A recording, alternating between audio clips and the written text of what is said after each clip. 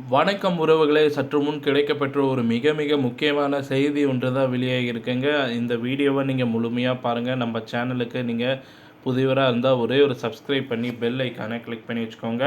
அதாவது திமுகவில் இரண்டாவது முக்கிய அமைச்சராக இருக்கக்கூடிய பொன்முடி அவர்களது இடங்களில் ரைடு நடத்தப்பட்டிருக்கு. அதான் அமலாக்கத்துறை அதிகாரிகள் இரண்டாவது முறையாக அமைச்சராக இருக்கக்கூடிய பொன்முடி அவர்கள் இடங்களில் ரைடு நடத்தப்பட்டிருக்கிறது.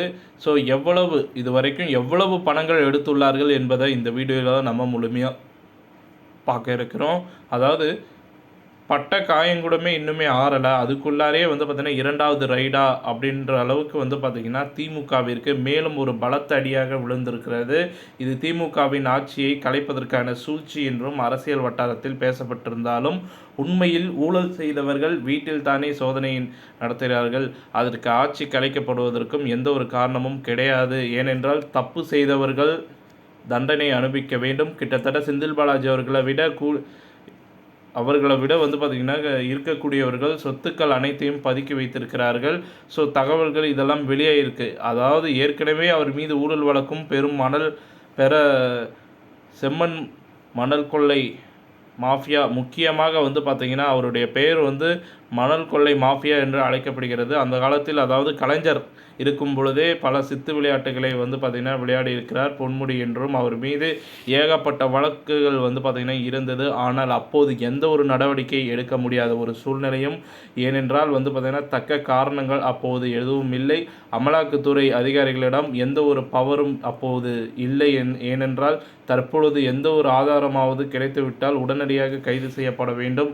ஆனால் செந்தில் பாலாஜியை போல் நாடகமாடிக்கொண்டிருந்தால் மிகப்பெரிய பாதிப்பு அமலாக்கத்துறைக்கு அதிகாரிகளுக்கும் நடந்துவிடும் என்று இந்த காரணத்தினால்தான் தற்பொழுது எல்லாத்தையுமே பார்த்திங்கன்னா அண்ணாமலை அவர்கள் பார்த்திங்கன்னா டிஎம்கே ஃபைல்ஸ் என்ற ஒரு காணொளி ஒன்றை வெளியிட்டார். நீங்கள் பார்த்திருப்பீர்கள் என்று நினைக்கிறேன். அதிலிருந்து தான் திராவிட முன்னேற்ற கழகத்திற்கு அழிவு காலம் தொடங்கிவிட்டது என்று அரசியல் வட்டாரங்கள் பேசப்பட்டு வருகிறது. தற்பொழுது பொன்முடி அவர்கள் மகன் கௌதமன் அவர்கள் வீட்டிலும் சோதனைகள் நடத்தப்பட்டு வருகிறது. கிட்டத்தட்ட 134 கோடி இதுவரை எடுக்கப்பட்டு இருப்பதாகவும், அதாவது ஆவணங்களாக எடுக்கப்பட்டு இருப்பதாகவும் தகவல்கள் வெளியாகி இருக்கிறது. ஸோ அதை பற்றி தான் முழுமையாக பார்க்க இருக்கிறோம். அடுத்த நடவடிக்கை பார்த்திங்கன்னா நெஞ்சுவலி என்று மருத்துவமனையில் அனுமதிக்கப்பட்டால் பொன்முடியின் கதை முடிந்துவிடும் என்றே நாம் கூறலாம். ஏனென்றால் ஒருவர் அதனை பயன்படுத்தி கொண்டுதான் இதுவரை உயிரோடு இருக்கிறார். அதாவது உயிரோடு இருக்கிறாரா இல்லையான்னு கூட தகவல் வெளியாகவில்லை. மீண்டும் அதே தவறை பொன்முடி அவர்கள் செய்ய மாட்டார் என்று இந்த சூழ்நிலையில்தான் ஸ்டாலின் அவர்கள் பெங்களூர் செல்லவிருப்பதாக பார்த்திங்கன்னா அதாவது 22 கட்சி தலைவர்கள் இருப்பதாகவும் தகவல்கள் கிடைத்திருக்கு. ஸோ இது பார்த்திங்கன்னா இங்கே அமைச்சர் வீட்டில் ரைடு நடந்து கொண்டிருக்கிறது. அங்கே அவர் சொகுசாக எதிர்க்கட்சி மாநாட்டில் எப்படி நிம்மதியாக கலந்து கொள்வது அப்படின்றத ஒரு சந்தேகத்துடன் பார்த்திங்கன்னா இப்பொழுது பெங்களூர் சென்றிருக்கிறார். அப்படி ஒரு தகவல் கிடச்சிருக்கு. ஸோ இங்கே பொன்முடி அவர்களுக்கு தூக்கம் இல்லாமல் காலையிலே வந்து விட்டாங்க. 7 மணிக்கு என்னதான் 7 மணிக்கு செய்ய முடியும் அப்படிங்கிறத ஒரு கவலையில் அவர்கள் இருக்கிறார்கள். ஆனால் பொன்முடி அவர்களுக்கு இது தேவைதான். ஏனென்றால் நமது தமிழ் மக்கள் பெண்களிடம் பார்த்திங்கன்னா என்ன கூறினார் அப்படின்னு பார்த்திங்கன்னா உங்களுக்கு தெரியும். ஓசி பஸ் இதற்கு முன்பாக நீங்கள் பணம் கட்டி போனீர்கள். தற்பொழுது ஓசியாக நீங்கள் 2 முறை 3 முறை போயிட்டு வரீங்க. யார் வீட்டு காசு எடுத்து யாருக்கு ஓசியில் கொடுக்குறாங்க அப்படின்ற மாதிரி சர்ச்சையானது வெடிக்கப்பட்டது. பொன்முடி அவர்களே பார்த்திங்கன்னா இந்த அளவுக்கு கேவலமாக கூறும் அளவிற்கு தான் பார்த்திங்கன்னா அவருடைய செயல்பாடுகள் இருந்தது. அது மட்டும் இல்லாமல் கள்ளச்சாராயம் குடித்து 23 பேர் உயிரிழந்த நிலையில் அவர்களை நலம் விசாரிப்பதாக சென்ற பொழுது அவர்கள் கோரிக்கை வைக்கிறார்கள்.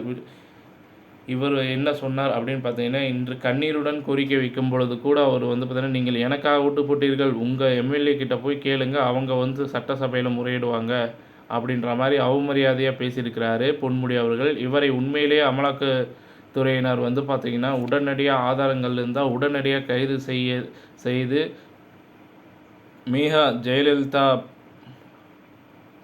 ஜெயலலிதா போட வேண்டும் என்பதை தெரிவித்துக் கொள்கிறோம். மக்களாக மதிக்க அமைச்சர் எதற்கும் நாட்டில் இருக்க வேண்டும் அதாவது மக்களை மக்களாக மதிக்காத அமைச்சர் எதற்காக நாட்டில் இருக்க வேண்டும் அப்படின்ற மாதிரி ஒரு கருத்தோட மக்கள் கூறியிருக்கிறாங்க. இது வந்து உண்மையான கருத்து. உங்களது கருத்துக்கள் என்ற கமெண்ட் வாயிலாக தெரிவிங்கள். செந்தில் பாலாஜி அவர்களை தொடர்ந்து அமலாக்கத்துறையினர் திமுகவினரை சுற்றி வளைப்பது பற்றிய உங்கள் கருத்து என்ன அப்படின்றத கமெண்ட் பாக்ஸில் தெரிவிங்க. நன்றி, வணக்கம்.